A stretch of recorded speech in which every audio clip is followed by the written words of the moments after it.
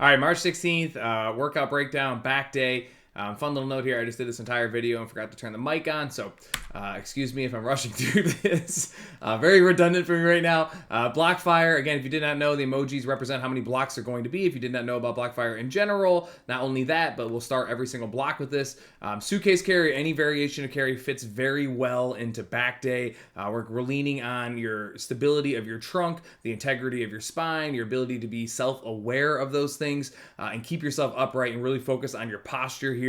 A big caveat for any type of farmers carry variation is that a lot of people get antsy and they want to move as fast as humanly possible and just get it done. Like, that makes sense. I understand that, but not the detriment of the form. And the whole point of the movement is your spine, and it is to keep yourself upright. I know a lot of people think just grip strength, like obviously that's a huge component of it, but first and foremost should be spine integrity, chin out of your chest, shoulders are neutral, you're not looking down, they're not rounded, you're completely upright, your hips are underneath your shoulders, right? Everything's stacked on top of one another, and then you can move as fast as you want to move, not the other way around. So just pay attention to that. The suitcase carry, even to a more dramatic level, right? You're obviously loaded up on one side. If you have like a 50-pound dumbbell, or obviously higher on the right hand side of your body, then the left hand side of your trunk and your torso and your abdomen is going to be challenged to not lean to the right hand side. That's the beauty of the suitcase carry, which on an individual level, if you guys find the appropriate weight for you, like that threshold where you're towing the line of like, okay,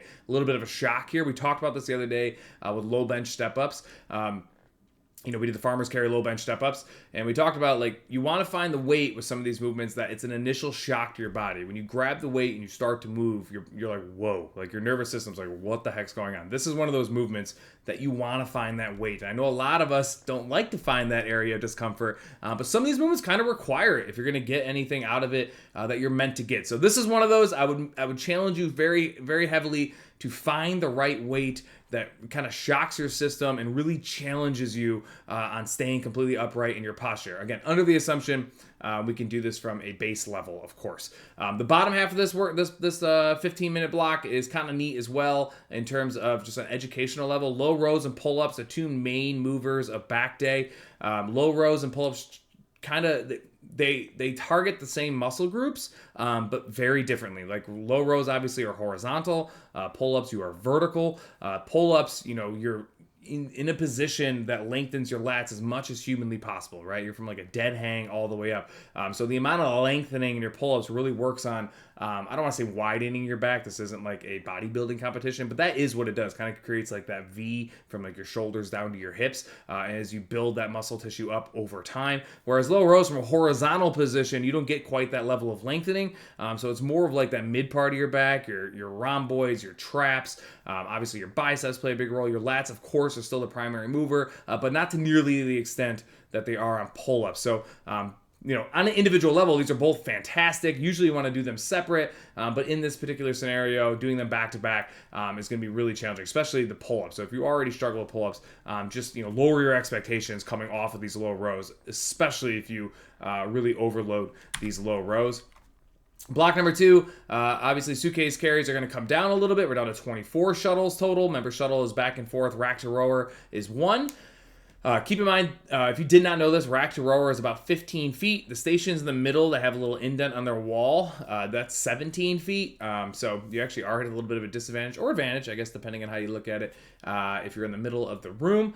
But dumbbell cleans, TRX bridge rows. Now, bridge rows are like an inverted low row, and they're not as efficient in terms of building muscle. Like, you can't really overload the bridge row like you can a low row, but they do challenge you in a lot of supplementary ways. So like, anybody that's done a bridge row knows, like, if you get all the way down to where you're tabletop, like a bridge obviously, your quads are on fire, your knees have to stabilize, your ankles are stabilizing, you have to keep your hips in extension the entire time. At least you're supposed to. You don't have to, I guess.